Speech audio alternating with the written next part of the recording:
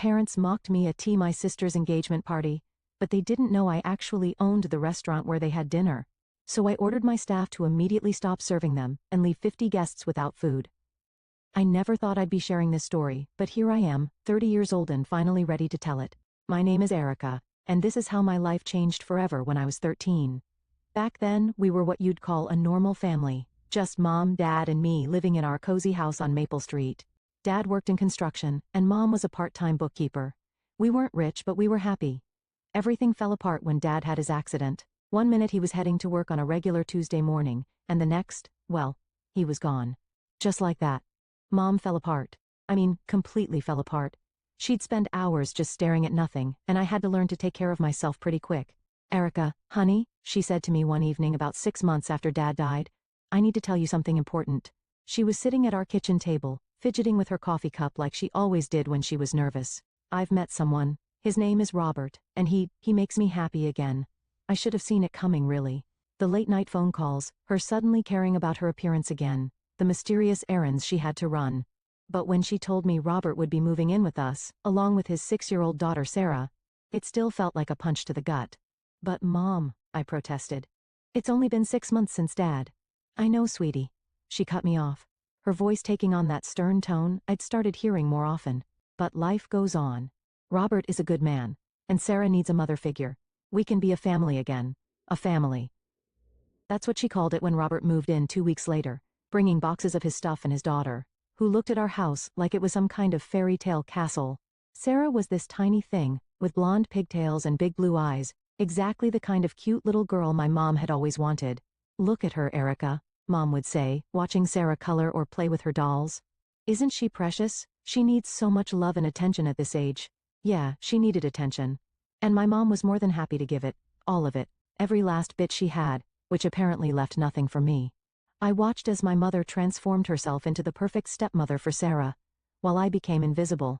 The first time I really understood how things would be was during dinner, about a week after they moved in.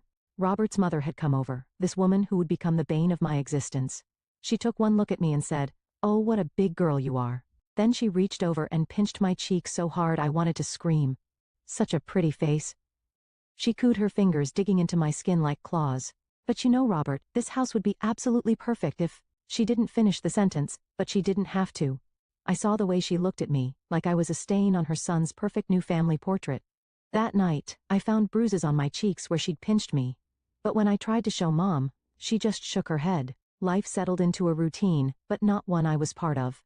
Mom, Robert, and Sarah became this perfect little unit, always doing things together, going to the park, having movie nights, or just sitting around the dinner table laughing at Sarah's silly jokes.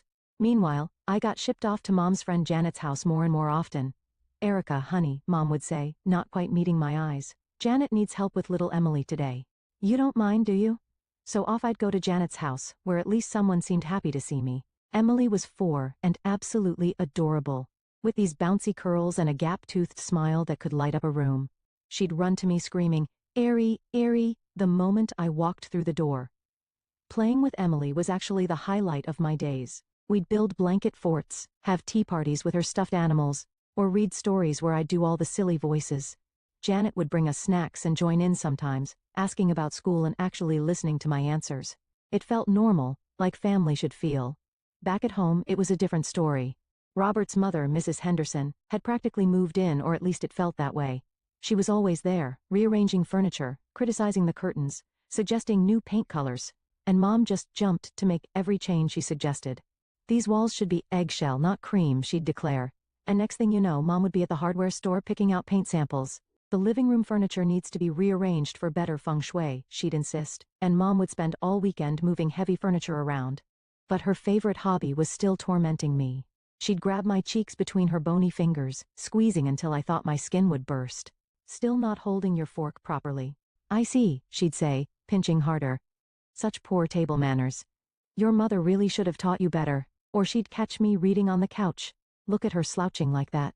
No wonder she has such terrible posture." Pinch. "You'll never catch my Sarah sitting like that." Robert was just as bad, but in his own way. If I accidentally knocked over a glass or dropped a plate while doing dishes, he'd explode. "Do you know how much that cost?" he'd yell, his face turning red. Of course you don't. You've never earned $1 in your life, have you? Just a freeloader, living off my hard work. I'm sorry, I'd mumble, trying to clean up whatever I'd broken. Sorry doesn't replace things, does it? He'd continue. You eat my food, wear clothes I pay for, live in my house, and what do you contribute? Nothing. Just break things and make messes. Each time something like this happened, I'd look to Mom, hoping she'd say something, anything. But she'd just busy herself cleaning or fussing with Sarah, pretending not to hear. The day I turned 16, I made a decision. I wasn't going to be Robert's freeloader anymore. I got up early that morning and walked around the neighborhood, putting up flyers I'd made offering dog walking services. By afternoon, I had 3 clients lined up. You want to walk dogs? Mrs. Peterson from 2 streets over asked when I knocked on her door. What about all that schoolwork you teenagers have these days? I can manage both, I assured her, trying to sound more confident than I felt. I get good grades and I'm very responsible with animals. She looked skeptical but handed over her golden retriever's leash anyway. All right, let's give it a try. Max needs a walk every day after school, $10 per walk. That was just the beginning. Soon I was walking 5 different dogs, watching the Martinez twins on weekends, and helping old Mr. Cooper with his grocery shopping. Janet officially hired me as Emily's after-school nanny, which felt weird since I'd been watching her for free all this time anyway. I saved every dollar. Didn't spend a cent on candy or movies or any of the things other kids my age bought. After 3 months, I had enough to buy what I'd been dreaming of, a smartphone. Nothing fancy, just a basic model on sale. But it was mine. The day I brought it home, I couldn't stop smiling. I had something that was just mine, that nobody could say they'd paid for. I was setting up the phone in my room when Sarah barged in without knocking, as usual. What's that? She demanded, pointing at my phone. She was 9 now and had gotten into the habit of wanting everything she saw. It's my new phone, I said, trying to keep my voice neutral. I bought it with money from my jobs. Sarah's eyes went wide. But I want a phone, Daddy. Before I could stop her, she was running downstairs screaming for Robert. I heard his heavy footsteps on the stairs and my stomach dropped. What's wrong, Princess? He asked from my doorway. Erica has a phone and I want it, Sarah whined, pointing at me accusingly. What happened next still makes my blood boil when I think about it. Without a word, not one single word, Robert walked over, grabbed the phone right out of my hands, and gave it to Sarah. Daddy's got you covered, sweetheart, he said to her, completely ignoring me. I was so angry I could barely see straight. The next day at school, I told my English teacher, Mrs. Collins, everything about the phone, about Robert's constant belittling, about Mom's indifference. She listened quietly, then took me to the principal's office. By that afternoon, Mom was called in. I wasn't in the meeting, but I heard raised voices. When Mom came out, her face was red with anger, but she had my phone in her hand. She thrust it at me without looking at me. Here, she said through clenched teeth. I hope you're happy now. That night, after Sarah had cried for hours about losing her phone, Mom came to my room. How dare you, she hissed. How dare you go behind our backs like that? Do you know how embarrassing that was? You're nothing but a traitor. That was the last thing she said to me for 2 weeks. She and Robert both pretended I didn't exist, walking past me like I was invisible, talking around me like I wasn't there. Even at dinner, they'd pass dishes right past me without acknowledging my presence. 2 years passed in pretty much the same way. Me working my jobs, trying to keep my head down at home, and focusing on school. I threw myself into my studies, knowing education was my ticket out. When senior year came around, I applied to every scholarship I could find. The day the letter arrived from State College, I nearly threw up from nervousness. I waited until I was alone in my room to open it, my hands shaking so bad I could barely tear the envelope. Dear Miss Thompson, we are pleased to inform you. I had to read it 3 times before it sank in. Full scholarship. They were giving me a full scholarship. I'd done it. I was going to college and I wouldn't have to beg Robert for a dime. Like an idiot, I thought maybe this would make them proud. Maybe this would finally make Mom see me again. I waited until dinner that night when everyone was sitting around the table. Mom, Robert, I have some good news. I started, my heart pounding. I got accepted to State College. What? Robert's fork clattered against his plate. You applied to college without telling me? Who do you think you are? Living in my house, eating my food, and making decisions like this behind my back? But it's a full scholarship, I tried to explain. You won't have to pay anything. Damn right I wouldn't pay anything, he spat. Not a single cent for an ungrateful freeloader like you. Always sneaking around, always plotting something. I looked at Mom desperately. She was staring at her plate, pushing food around with her fork. Mom, I pleaded. Please, say something. Why aren't you standing up for me? She finally looked up but her eyes were cold. Why should I? You've never shown any respect for this family. You've never accepted Robert. All you've done is try to destroy my marriage from day one. Respect? I felt something snap inside me. All the years of hurt and anger came pouring out. Respect him? He's a bully and a terrible person. There's nothing to respect. The slap came out of nowhere. 1 second I was standing there shaking with anger, the next my cheek was stinging, and Mom was standing in front of me, her hand still raised. Get out, she whispered. Then louder. Get out of my house. I touched my cheek where she'd hit me, feeling like I was in some kind of nightmare. I ran upstairs in a daze, grabbing my backpack and stuffing it with whatever clothes I could reach. My phone, my school documents, the little bit of cash I had saved. Everything else would have to stay. I could hear Sarah laughing downstairs, Robert yelling, but it all seemed far away. 10 minutes later, I was standing on Jenny's front porch, Jenny from my biology class, the only person I could think to call. When she opened the door and saw my face, saw the backpack and the tears I hadn't even realized were falling, she didn't ask any questions. She just pulled me inside and hugged me. I was sitting in Jenny's kitchen, stressed about how I'd manage college while being essentially homeless, when her Aunt Maria walked in. So you're the girl Jenny's been telling me about, she said, looking me up and down. Need a job? Turned out Maria owned this little Italian restaurant downtown, and she had an empty studio apartment above it. Before I knew what was happening, she was offering me both. Half rent, free meals, flexible hours around your classes, she said, like it was no big deal. The apartment needs some work, but it's clean and safe. I started as a waitress, learning everything I could about the business. Maria was tough but fair, teaching me things they'd never cover in my business classes at college. Watch how that table keeps sending food back, she'd say. That's why we document every complaint, every compliment. Details matter in this business. The apartment was tiny, barely room for a bed and a mini fridge, but it was mine. No Robert yelling about freeloaders, no Sarah barging in without knocking, no Mrs. Henderson's critical eyes, just my own space where I could study, sleep, and finally breathe. By my senior year, Maria had promoted me to administrator. I graduated with my business degree on a Saturday and was back at work Monday morning, now handling schedules, inventory, and staff management. You've got a gift for this, Maria told me 2 years later, after I'd worked my way up to manager. She was sitting in her office, looking tired but satisfied. Jenny tells me you two have been talking about partnership? I shifted nervously in my chair. We've discussed it, but good. She cut me off. Because I'm retiring. Restaurant's going to Jenny, but she needs someone who knows this business inside and out. Someone like you. My heart nearly stopped. Are you saying? I'm saying you two should run this place together. Equal partners. You've got the experience. She's got the passion. Could be a powerful combination. Jenny and I stayed up all night talking it through. I had savings, every penny I could spare from the last few years, and she had ideas for modernizing the menu and expanding the business. We could do this, she said, her eyes bright with excitement. Really do this, Erica. Make it our own. So we did. I invested everything I had, and we turned Maria's traditional Italian restaurant into something uniquely ours. For years after that, we opened our second location across town. Sometimes, walking through our restaurants, watching everything run smoothly, I'd think about my family. 11 years had passed since that night Mom slapped me and threw me out. They were still in the city. I knew that much from occasional glimpses of Sarah's social media posts. But we lived in different worlds now. One day, Jenny and I were in our office above the downtown location, surrounded by spreadsheets and expansion plans, when we heard the party arriving downstairs. Sounds like the engagement party's here, Jenny said, glancing at the booking schedule. 50 people should be a good night. We had this tradition, something we started when we first took over the restaurant. We'd go out and talk to customers, get their feedback, make them feel special. It was one of the things that set us apart from other places. I'll go check on them, I said, slipping on my branded blazer and pinning my name badge to it. You finish up with those vendor contracts. The sound of laughter and clinking glasses got louder as I headed downstairs. A big party like this could mean repeat business, maybe even more event bookings. I straightened my badge and put on my best professional smile.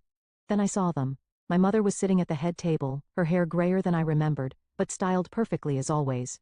Robert was next to her, somehow looking both older and exactly the same. And Sarah. Sarah was in a sparkly dress, holding hands with a guy in an expensive suit. My sister's engagement party. For a second, I thought about turning around. But before I could move, Mom's eyes met mine, and I saw the recognition hit.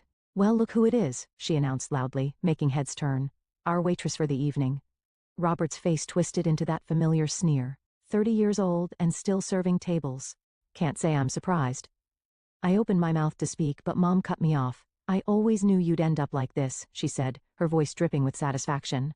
Look at your sister, college graduate economist, getting married to a wonderful man, and you? Still wearing a name tag and taking orders. Sarah giggled, squeezing her fiancé's hand.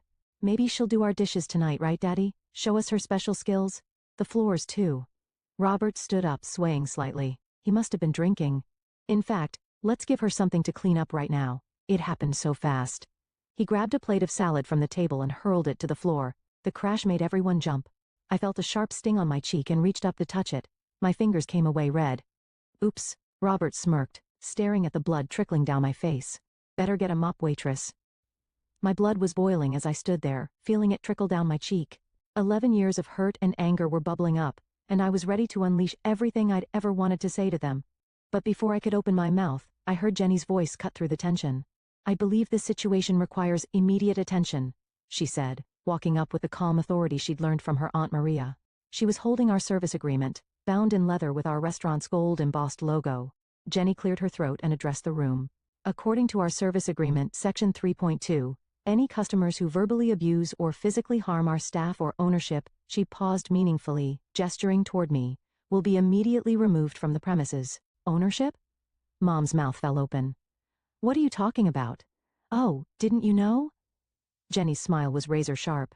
You're talking to Erica Thompson, co-owner of this establishment and 3 others across the city. The silence that followed was deafening. I watched the color drain from my mother's face as she looked around the restaurant, really looked at the framed reviews on the walls, the elegant decor, the sophisticated clientele, all the success she'd never bothered to learn about.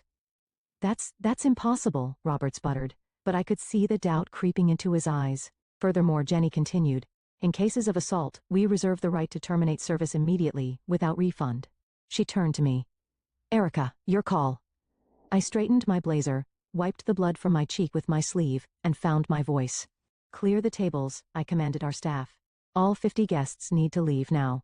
The waiters sprang into action, efficiently removing plates and glasses. That's when I heard the familiar screech, Mrs. Henderson, Robert's mother, clutching her plate of pasta like it was solid gold. You can't do this, she shrieked, exactly the same way she used to screech about my table manners while pinching my cheeks. This is my son's daughter's engagement party. One of our waiters, Miguel, tried to take her plate, but she yanked it back, sending sauce flying. Help, help, they're attacking me. Robert lurched forward, his face purple with rage. Get your hands off my mother. He started toward me, fists clenched, but our security team was faster. 2 guards stepped between us, while a third announced that the police were already on their way. Sarah had dissolved into tears, her perfect engagement party ruined. Mom, do something, she wailed, but Mom just stood there, mascara running down her face, looking lost. The woman who had once slapped me and thrown me out of my home now couldn't even meet my eyes. The next 30 minutes were chaos. The police arrived first, taking statements from multiple witnesses who'd recorded everything on their phones. Robert was handcuffed and let out, still shouting threats. The ambulance arrived next, and a paramedic cleaned and bandaged the cut on my face while guests filed out, whispering among themselves. My phone rang 3 days after the incident. Unknown number. Erica? Mom's voice was softer than it had been at the restaurant, almost pleading. Please, don't hang up. I waited, saying nothing. Look, about Robert, the police are pressing charges. You need to drop them. He could lose his job over this. No, I said simply, and hung up. Within hours, the social media attacks began. Mom's first post was long and dramatic, painting herself as the victim of a vindictive restaurant owner who'd ruined her precious daughter's engagement party. The comments filled with sympathy for her, people vowing never to visit our restaurants. Then Sarah joined in, writing about her psychotic stepsister who couldn't stand to see her little sister happy. The post spread quickly through local community groups. Jenny found me staring at my phone, reading the lies. You know, we have it all on video, right? The security system Maria installed years ago? It automatically zooms in and records audio when it detects raised voices or aggressive movements. The footage was crystal clear. You could hear every word. Robert's threats, Mom's insults, the crash of the plate, Mrs. Henderson's screaming. I posted it in the comments of Mom's rant, with a simple message. Here's what actually happened. The video exploded overnight. Other guests from the party started posting their phone recordings too. Someone had captured the perfect angle of Miguel trying to clear Mrs. Henderson's plate. Her face contorted with rage, pasta sauce flying everywhere, his professional cum never wavering.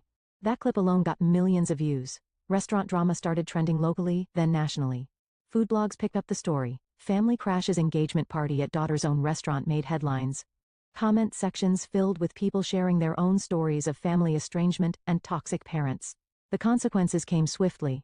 Robert's company, already embarrassed by his arrest, couldn't ignore the viral video of him assaulting his stepdaughter at her own business. They quietly moved him to a lower position. The court fined him heavily for assault and property damage. Mom tried damage control, deleting her posts, but screenshots lived forever. Sarah's wedding venue canceled on her, not wanting to be associated with the scandal. Mrs. Henderson became a meme, the pasta lady, her screeching face splashed across social media. Watching the view count climb on that security footage, I remembered something I used to tell myself in the dark days after Mom kicked me out. Someday, things would be different. Someday I'd have the chance to reconcile with my family. Someday they'd realize what they'd done and try to make it right. But seeing them in my restaurant that night, watching them try to humiliate me even after all their success, even after all these years, I finally understood. Some things can't be fixed. Some bridges aren't meant to be rebuilt. The video ended up being good for business, but that wasn't why I kept it pinned to my profile. I kept it there as a reminder, both for myself and for others, that sometimes the happy ending isn't about forgiveness or reunion. Sometimes it's about accepting that it's okay to walk away and never look back.